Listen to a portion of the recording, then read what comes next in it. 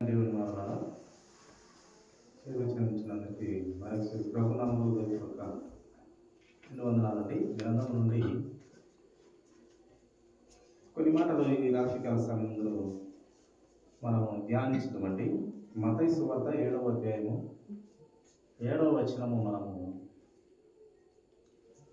మరొకసారి చదువుకొని ధ్యానించడము. అడుగుడి మీకు ఇయ్యబడును, వెదకుడి మీకు దొరుకును, తట్టుడి మీకు తీయబడును. మనము ఏది అడగాలి,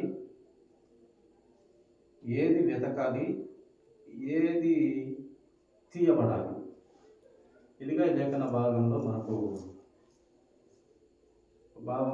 కనపడుతున్నది. అడుగుడే మీకు ఇస్తాను, వెదకుడే మీకు దొరుకుతుంది, తట్టుడే మీకు తీయబడును అని చెప్తున్నటువంటి లేఖన భావము సారాంశము ఏమి అడగాలి, ఏమి వెతకాలి, ఏమి తీయబడాలి అని మనము పరిశీలించినట్లయితే చూడండి, మనము అడుగుట దేవుని చిత్తమై ఉండాలి. అడిగేది ప్రతి ఒక్కటి దేవుని చిత్తమై ఉండాలి. అప్పుడుగా అది దేవుడు ఇచ్చే దేవుడుగా, ఆ పరిశుద్ధ దేవుడుగా మనకు కనపడుతూ ఉన్నాడు గ్రంథమందు. దేవుని చిత్తములో అయినటువంటి ప్రార్థన అనగా అడగడం, ప్రార్థన అనగా దేవునికి సంభాషణ, మాట్లాడుట, దేవునికి మనిషికి మాట్లాడుట అంతే. ప్రార్థన అనగా దేవునికి మన బాధలు కానీ మన సంతోషం కానీ ప్రతిదీ పంచుకోవడం. ఒక కుటుంబంలో తల్లితో ఇలాగా పంచుకుంటారు. ఇరుకులు కానీ, ఇబ్బందులు కానీ, బాధలు కానీ, వ్యాధులు కానీ, ఏ విషయంలోనైనా కుటుంబంగా ఏ విధంగా పంచుకుంటూ బాధలు చెప్పుకుంటుంటారు. అందును బట్టి మనము ఆ రకంగా మనము దేవుణ్ణి చెప్పుకునే పరిస్థితి ప్రార్థనగా మనము భావిస్తూ ఉన్నాం. కనుక ప్రియమైన దేవుని జనాంగమా, మనము ఏది అడిగితే ఆయన చిత్తము, అలాగే ఆయన చిత్తమైతే అది వెదకండి మీకు దొరుకును. మనము ఏది ఎతుకుతే అది దొరికేదిగా ఉంది, ఏది అడిగితే ఆయన ఇచ్చే దేవుడుగా ఉన్నాడు, ఏది మీకు తెరవబడాలి అని చదువుకున్న లేఖనం బట్టి మనము దేవుడి చిత్తంలో అయినటువంటి ఆయన చిత్తమును మనం అడిగే విధంగా ఉండాలి. ఆయన చిత్తమును అడుగుటలో చూడండి, ఒక దావీదు కుమారుడైనటువంటి సొలొమోనుకు దేవుని చిత్తము తెలియపరుస్తూ వచ్చినాడు. అక్కడ ఏం చెప్తూ వచ్చినాడు? ఓ నా కుమారుడా, ఓ సొలొమోనా, నీకు అన్నీ సంపాదించాను, అన్నీ ఇచ్చాను, రాజుగా నీకు ఇచ్చాను. అయినప్పటికీ నీవు దేవుని విడవవద్దు, దేవుని నీవు విడవవద్దు, మరవవద్దు అని ఆయన చనిపోతూ కుమారునికి దేవుని ఇష్టమైన, దేవుని చిత్తమైన ఆలోచన కుమారునికి చెప్పి ఆయన చనిపోయినట్టుగా మనము గ్రంథంలో చదువుతాం. అలాగే ఒక హన్న చక్కని ప్రార్థించింది. తండ్రి అంటే ఆయన చిత్తంలో ప్రార్థన అడిగింది. ఆమె తండ్రికి ఇష్టమైన ప్రార్థన, తండ్రికి ఇష్టమైన ఆ సంభాషణ అడుగుతూ వచ్చింది. ఆమె ప్రభువా, నాకు ఒక మగ బిడ్డని ఇచ్చినట్లయితే ఆ బిడ్డని నీకే సమర్పించుకుంటాను. నీ దాసులైనా లేక నీ దైవజనులైనా, నీ ప్రవక్త అయినా ఆయన సమాజ మందిరంలోనే నేను నీ సేవకే, నీ పనికే నేను ఇచ్చేస్తాను. కానీ నాకు ఒక సమస్య తొలగిపోతుంది, ఒక బాధ తొలగిపోతుంది. ఇందువల్ల నాకు కుమారుని ఇచ్చినట్లయితే గొడ్రాలు అనబడే ఆ పేరు తప్పుతుంది. ఆ కుమారుని నా కోసం కాకుండా, అనగా నేను వృద్ధాప్యంలో నాకు సహాయపడే విధంగా అది తర్వాత విషయము, నీ పనికే, నీ సేవకే, పాలు వలసిన తక్షణమే నీ పనికే, నీ సేవకి వదిలిపెడతానని అద్భుతమైనటువంటి ప్రార్థన, దేవుని చిత్తానుసారమైనటువంటి ప్రార్థన, గొప్పదైన ప్రార్థన దేవునికి చేసింది. అదే అనమాట దేవుని చిత్తములో అయినటువంటి ప్రార్థన అంటే అది. అలాంటి ప్రార్థనలు చాలా అరుదుగా మనం ఇప్పుడున్న సమాజంలో కూడా చూస్తూ ఉంటాం. దేవుని ఆ ప్రార్థన వింటే సంతోషపడాలా. అలాగే సొలొమోను ప్రార్థన కూడా రాజుగా చేసినప్పుడు, ప్రభువా నీవైతే ఇంత పెద్ద బాధ్యత, లేక ఇంతమందికి పెద్దగా, ఇంతమందికి రాజుగా, నేను బాలుడను, నాకేం తెలియదు, నాకు జ్ఞానం లేదు ప్రభువా అని, జ్ఞానం ప్రభువా వీళ్ళను పరిపాలించేదానికని దేవుని చిత్తములో అయినటువంటి, దేవుని చిత్తానుసారమైన చిత్తములో అయినటువంటి ప్రార్థన అక్కడ అడుగుతూ వచ్చినాడు. వెంబటే ఇచ్చినాడు. జ్ఞానం ఎటువంటి జ్ఞానం ఇచ్చినాడంటే, అటువంటి జ్ఞానం ఇంకా ఎవరికి లేదు అన్నంత జ్ఞానము దావీదు కుమారుడైన సొలొమోను రాజుకి ఇస్తూ వచ్చినాడు దేవుడు. ఇలాగా దేవుని చిత్తమైనటువంటి ప్రార్థనలు ఫలిస్తాయి. కనుక ఈ అన్న అడిగిన ప్రార్థన కూడా దేవుని చిత్తంలో అయినటువంటి ప్రార్థన, చక్కని ప్రార్థన. ఆలు మరిచిన తక్షణమే చక్కగా అక్కడ ఆ మందిర ఆవరణంలో విడిచిపెట్టి వెళ్ళిపోతుంది వాళ్ళమ్మ.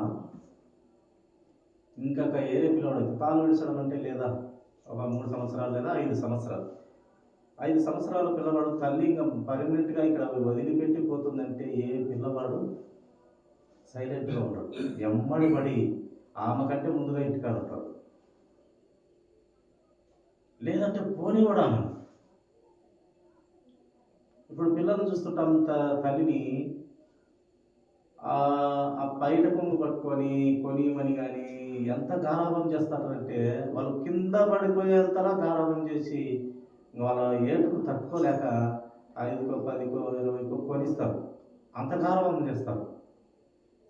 కానీ ఆ పిల్లవాడిని ఎలా పెంచిందో, ఏ పద్ధతిలో పెంచిందో కానీ, ఏ తెలివితో, ఏ జ్ఞానము దేవుని జ్ఞానం పొందుకొని పెంచిందో కానీ, అక్కడ ఇడిచిపెట్టి ఆమె వెళ్ళిపోతుంది. ఆ పిల్లవాడు మోకాల్లోని దేవునికి మొక్కెను అని వ్రాయిస్తూ వచ్చినాడు దేవుడు. మోకాల్లోని దేవునికి మొక్కుతున్నాడట. ఎంత అద్భుతంగా ఆ పిల్లవాడిని పెంచింది చూడండి. ఆమె స్వార్థం లేదు ఆ ప్రార్థనలో, ఏ రకమైన స్వార్థం లేదు. నా నా వయసు తగ్గిన తర్వాత, లేక ముసలిదాని తర్వాత నాకు ఎవరు తోడు అని అనుకోలేదు. కానీ దేవుడు గొప్పవాడు కనుక, ధర్మం కలిగిన దేవుడు, న్యాయం కలిగిన దేవుడు, దయ కలిగిన దేవుడు, కరుణ కలిగిన దేవుడు కనుక ఆమెకు మళ్ళీ పిల్లల్ని ఇచ్చాడు. ఒక్కరినిస్తే ఒక్కరిని నాకే చేశాని మళ్ళీ పిల్లల్ని ఇచ్చినాడు దేవుడు. అన్యాయస్తుడు కాదు కదా, మళ్ళీ పిల్లల్ని అయితే ఇస్తూ వచ్చినాడు. అదే మన దేవుని చిత్తంలో అయినటువంటి దానికి దేవుడు అడిగిన దానికంటే ఎక్కువగా ఇస్తాడు అనేది హన్నా జీవితంలో మనము పర్ఫెక్ట్గా, లేక సొలొమోను గారి జీవితంలో మనం పర్ఫెక్ట్గా చక్కగా చూడగలం. అది దేవుడి చిత్తంలో.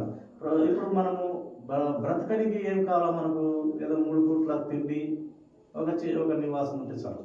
అబ్రహాము ఎంత ఉన్నప్పటికీ ఆయన కోరుకున్నది అదే.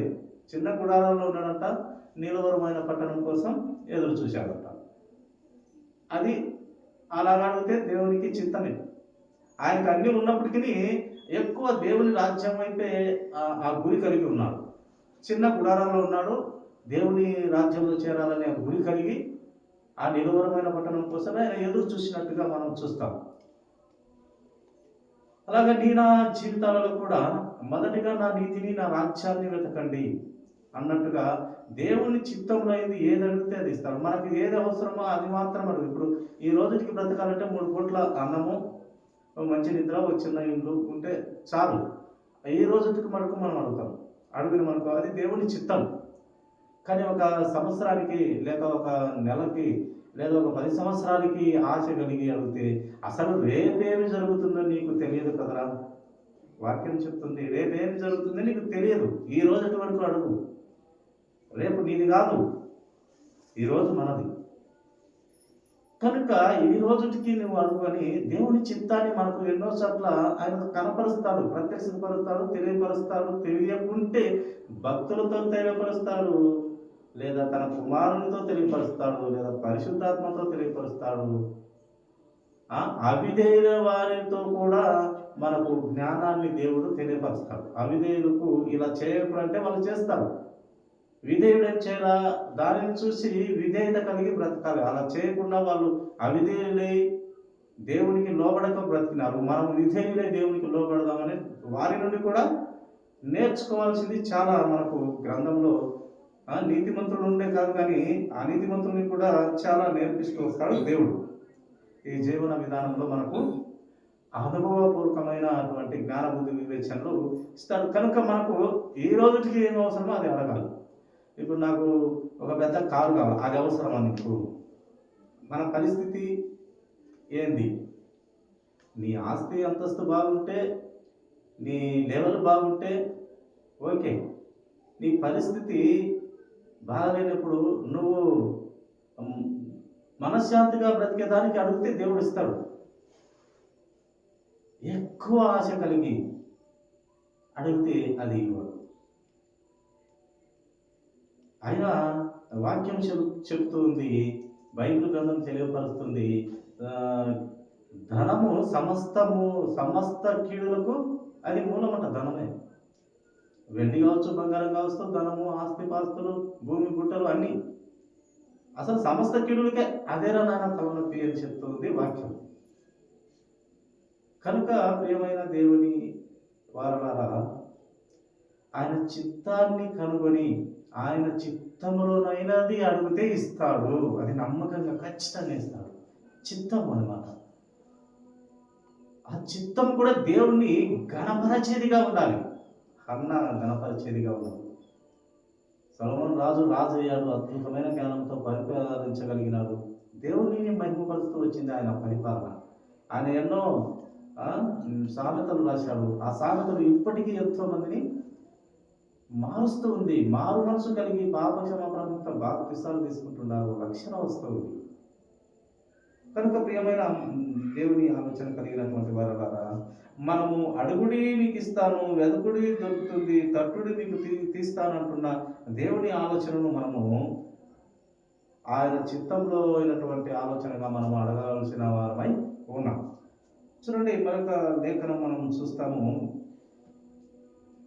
దినవృత్తాంతములు, మొదటి దినవృత్తాంతములు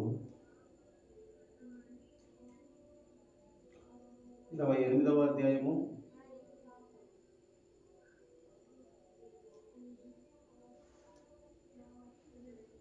9వ వచనం చదువుకున్నాం. చూడండి, ఇది ఇందాక చదువుకున్నటువంటి మాటే. సొలొమోనా, ఇందాక మనం అనుకున్నటువంటి మాట కదా. సొలొమోనా, నా కుమారుడా, నీ తండ్రి యొక్క దేవుడైన యెహోవా అందరి హృదయంలోనూ పరిశోధించువాడు ఆయన. నా హృదయము, నీ హృదయం, ప్రతి ఒక్కరి హృదయాలను పరిశోధించు దేవుడైన నా కుమారుడా సొలొమోనా, పరిశోధించు దేవుడు ఆలోచనలన్నిటినీ, సంకల్పములన్నిటినీ ఎరిగిన వాడు ఆయన. మన హృదయంలో ఏమనుకుంటాడో, మన సంకల్పాలు, హృదయము అన్నీ ఎరిగిన వాడై ఉన్నాడు. నీవు ఆయనను తెలుసుకొనైనా హృదయపూర్వకంగాను మనపూర్వకంగాను ఆయనను సేవించుము. నిజముగా ఆయనను సేవించుము. హృదయపూర్వకంగా మనపూర్వకంగా ఆయనను సేవించు నాయన సొలొమోనా, నా కుమారుడా అంటూ దావీదు సొలొమోనుకు చెప్తూ ఉన్నాడు. హృదయపూర్వకంగా ఆయనను సేవించు, మనపూర్వకంగా ఆయనను సేవించు. ఆయనను ఆ విధంగా నీవు ఆయనను వెతికిన ఎడల ఆయన నీకు ప్రత్యక్షమగును. ఆ రీతిగా, ఆ రకంగా నీవు ఆలోచన కలిగి వెతికినట్లయితే ఆయన నీకు ప్రత్యక్షమవుతాడు. ఆశ కలిగిన ప్రాణాన్ని ఆయన తృప్తిపరుస్తాడు. నా కుమారుడా సొలొమోనా, నీవు ఇలాంటి ఆశ కలిగి ఉండు నాయన అని తెలియపరుస్తూ, నీవు ఆయనను విసర్జించిన ఎడల, పరమాత్మ మన దేవుణ్ణి, ఇశ్రాయేలుల దేవుణ్ణి, నా దేవుడు, మన పితరులైన దేవుణ్ణి నువ్వు పొరపాటున విసర్జించిన ఎడల ఆయన నిన్ను నిత్యముగా త్రోసివేస్తాడు. నాయన నా కుమారుడా, జాగ్రత్త సుమా. నీకు రాజు పదవి ఇచ్చాను, వజ్ర వైడూర్యాలు ఇచ్చాను, నీవు రాజు కనుక ఉపపత్నులు భార్యలు ఇంచుమించు 1000 మంది ఉన్నారు, ఏ లోటు లేదురా నా కుమారుడా నీకు. కానీ దేవుని పొరపాటున విడిచినట్లయితే, మరచినట్లయితే నేను శాశ్వతంగా నిత్యముగా త్రోసివేస్తాడు. జాగ్రత్త సుమా నా సొలొమోనా నా కుమారుడా అని చివరి టైంలో చనిపోయేటప్పుడు చెప్పినటువంటి మాటలు. ఆయన రాజు అన్నీ ఇచ్చాడు, అయినప్పటికీ దైవ భయము పిల్లలకు నేర్పిస్తున్నాడు. ప్రియమైన దేవుని వారల, దైవ భయము ముఖ్యము. పిల్లలకు నేర్పించాల్సింది అదే. మాకు పిల్లప్పుడు అదే ఆ టీచర్లు 10 తరగతి లోపల ఉన్నప్పుడు, హై స్కూల్లో 6 నుండి 10 వరకు చెప్తున్నప్పుడు టీచర్ చెప్పారు, ఎవరైనా నీకు చదువు లేకుండా పర్వాలేదు నాయన, ముందు క్రమశిక్షణ నేర్చుకోవాలి అని బాగా కొట్టేవారు. బెత్తాలు మా చేత తెప్పించి మమ్మల్ని కొట్టేవారు. లేటుగా వచ్చిన, మధ్యాహ్నం ఆబ్సెంట్ అయ్యి సినిమాలలో కనపడినా, దావరమ్మడి సినిమా టీవీలు కాడ కూర్చున్నా, లేటుగా వచ్చిన మాకు మంచి సార్లు ఉండేవారు, క్రమశిక్షణ బాగా నేర్పించేవారు. ఇది ఇప్పటికీ అనుకుంటున్నామంటే, వాళ్ళు మాకు శిక్ష వేసి కొట్టినప్పటికీ ఆ శిక్షలో మా బాబు కోరినటువంటి టీచర్స్ వాళ్ళు, మా జీవితాలు బాగుండాలని వాళ్ళు కొట్టారు అంతే.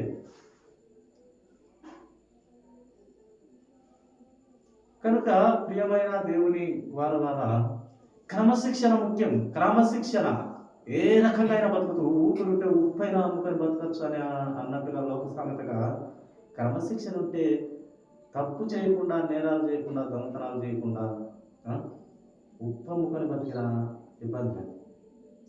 ఇవి పిల్లలకు నేర్పించాల్సినటువంటి బాధ్యతలు, ఒక రాజు కుమారునికి నేర్పిస్తున్నటువంటి బాధ్యతలు ఇక్కడ మనకు దేవుడు వ్రాయించినాడు. ఒక రాజు దేవుని భయము నేర్పుతున్నాడు. వాడు నేర్పకుండా కూడా అతనికి అన్నీ ఉంటాయి. అతడు చెప్పిందే శాసనం, అతడు చేసేదే ఇది. ఇంకా ఏం చెప్తే అది జరుగుతుంది. కానీ దావీదు తన కుమారునికి దేవుని భయము, భక్తి ఇది నేర్పిస్తూ వచ్చినాడు. ప్రియమైన దేవుని వారలారా, మన పిల్లలకు అదే నేర్పించాల్సింది. క్రమశిక్షణ, పద్ధతి, చిన్న పెద్ద, గురువు, దైవం, ఇవి పిల్లల్లో విత్తినట్టయితే వాడు బాలుడు నేర్పవలసినటువంటి విషయాలు వానికి చెప్పినట్లయితే పెద్దవాడైనాక వాటి నుండి తొలగిపోవడని లేఖనం మనకు బయలుపరుస్తాం. ఎందుకంటే ఈ బాలుడు, ఈ పనికిమాలినటువంటి బాలులమైన మనం అందరం కూడా పనికిమాలినమే. ఈ తనం నుండే నేర్పించాలి. ఎందుకంటే ఈ తనమే బాల్యం నుండే వాని హృదయము చెడ్డది అని దేవుడు చెప్పినాడు ఆల్రెడీ. బాల్యం నుండే మనది చెడ్డదే. మంచివాడు ఎవరు లేడు, నీతిమంతుడు ఎవరు లేడు, చెడ్డ బతికే మంది. కనుక దేవుని భయము అంతో ఎంతో కొంత ఉన్నట్లయితే ఆ భయము మనము దేవుని బిడ్డలుగా, దేవుని భక్తి నేర్పించేదిగా, చిన్న పెద్ద, గురువు, దైవం ఆలోచన చేసేదిగా, రేపటి వారి పిల్లలను మంచి పొజిషన్లోకి పెట్టేదిగా ఉంటుంది. ప్రియమైన దేవుని వాళ్ళు, మొదటిగా అసలు తల్లిదండ్రులే అసలైన టీచర్స్. తల్లిదండ్రులే పెద్ద గురువులు, దైవములు కూడా. మొదట అన్ని నేర్పించాల్సింది తల్లిదండ్రులే. మరి తర్వాత వారి జీవితాల్లో టీచర్స్ ఇంకా ఇలా ఎదుగుతూ పోతుంది. ఏది ఏమైనప్పటికీ దేవుని భయం ఖచ్చితంగా పిల్లలకు నేర్పించాలి. అది ఉంటే ఎక్కడైనా నీతిగా ఉంటే, ఏ చిన్న కంపెనీలో, చిన్న హోటల్లో అయినా నీతి ఉంటే, నిజాయితీగా ఉంటే ఖచ్చితంగా బ్రతకగలరు. ఆ పనిలో తృప్తిగా కూడా బ్రతకగలరు. చిన్న పనే పెద్ద పనే కాదు, చిన్న ఉద్యోగమా పెద్ద ఉద్యోగమా కాదు, గవర్నమెంట్ ఉద్యోగమా ప్రైవేట్ ఉద్యోగమా కాదు, నిజాయితీ నీతి ఉంటే ఏ చిన్న దాంట్లైనా తృప్తిగా మనస్ఫూర్తిగా బ్రతకవచ్చు. ప్రియమైన దేవుని వారు, కనుక ఈ దేవుని భయం మనము ఈ క్రమశిక్షణలో మనము జీవ గ్రంథంలో మనకు దేవుడు చాలా గొప్పగా ప్రతి ఒక్కరి హృదయాలను కదిలించేదిగా దేవుడు రాసిపెట్టి భద్రపరిచి మన చేతికి ఇస్తున్నాడు. చూడండి, మరి యొక్క లేఖనం మనము పరిశీలిద్దాము. కీర్తన గ్రంథము 105వ అధ్యాయము. కీర్తన గ్రంథము 105వ అధ్యాయము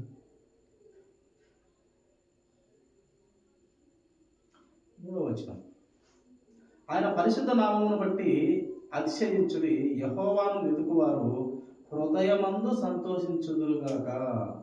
ఎందును బట్టి మనము అతిశయించాలంట, ఎందును బట్టి మనము సంతోషించాలంట?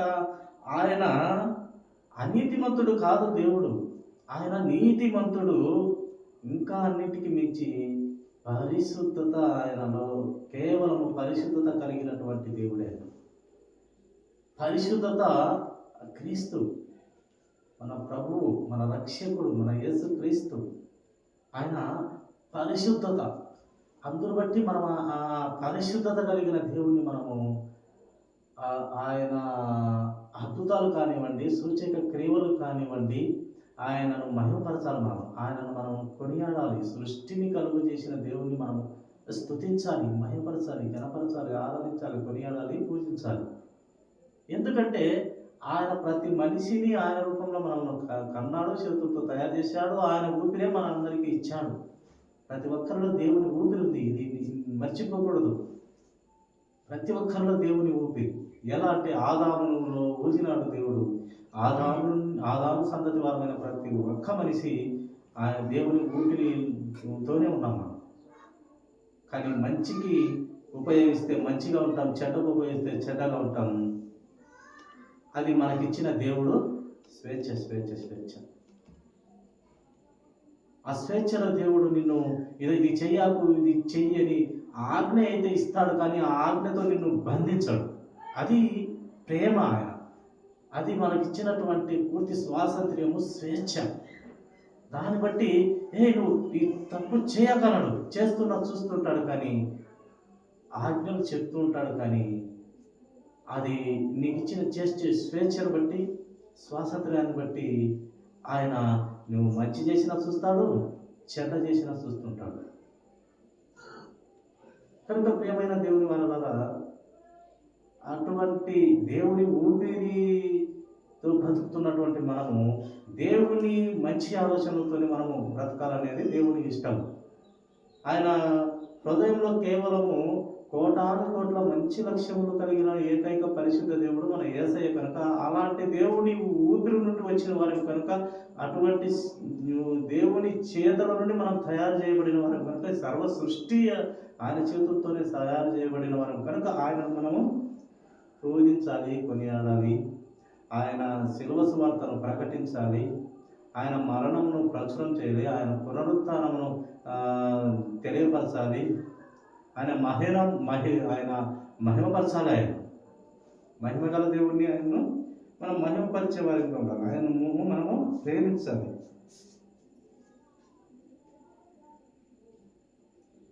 అది కీర్తన గ్రంథము 14వ అధ్యాయము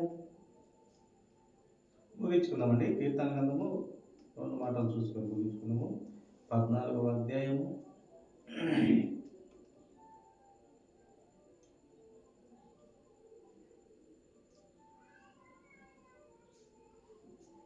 2వ వచనం. వారందరూ దారి తొలగి బొత్తిగా చెడి ఉన్నారు, మేలు చేయి వారెవరునూ లేరు, ఒక్కడైనను లేడు.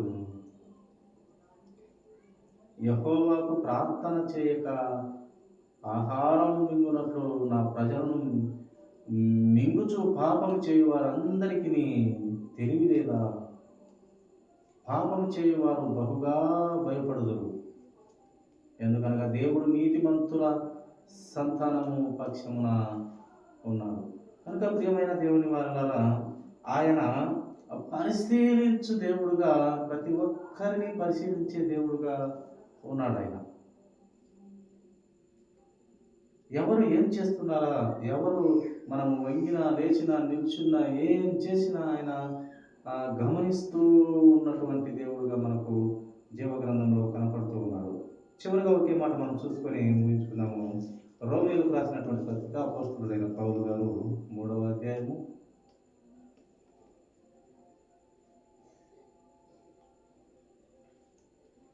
11, 12, 2 వచనాలు చదువుకున్నామండి.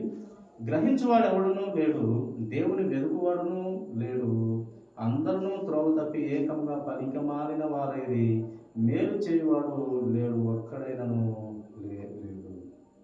వారు నోరు తెరిస్తే చూడండి, వారి గొంతుక తెరిచిన సమాధి. తమ నాలుగుతో మోసం చేయుడు వారి పెదవుల క్రింద సర్ప విషం ఉన్నది. వారి నోటి నిండా శపించుట పరుగు ఉన్నది. రక్తము చిందించుటకును వారి పాదములు పరిగెత్తుచున్నవి. చూడండి, ఈ రకంగా దేవుడు ఏం చెప్తున్నాడు? నాకు భయపడేవాడు లేడు, దేవుణ్ణి గ్రహించువాడే లేడు. పరిశీలిస్తున్నాడంట ఆయనైతే. నా ఆలోచన కలిగిన వారు ఎవరైనా ఉన్నారా, కానీ ఎవరు లేక ఉన్నారు అని లేఖనంలో తెలియపరుస్తుంది. దేవుని భయభక్తులు కలిగి ఉండటం మంచిది. దేవుని భయభక్తులు కలిగి ఉండు స్త్రీ అంట కొనియాడబడును. దేవునికి ఇష్టరాలుగా ఉండును. కనుక ప్రియమైన దేవుని వారలారా, మనం ఆయన చిత్తంలో అయినది మనము అడిగే వారిగా ఉండాలని దేవుడు తలుస్తూ ఉన్నాడు. కనుక అట్టి స్థితిలో మనము దేవుని ఇష్టము తెలుసుకొని, దేవుని చిత్తము తెలుసుకొని మనము దేవుని అడిగి బిడ్డలుగా ఉండాలని కోరుతున్నాడు. కనుక అట్టి ఆయన ఆలోచనలో మనం ముందుకు వెళ్ళమండి. దేవుడి కొద్ది మాటలు దీవించిన కాక తనలో వచ్చినట్లయితే చిన్న ప్రార్థన.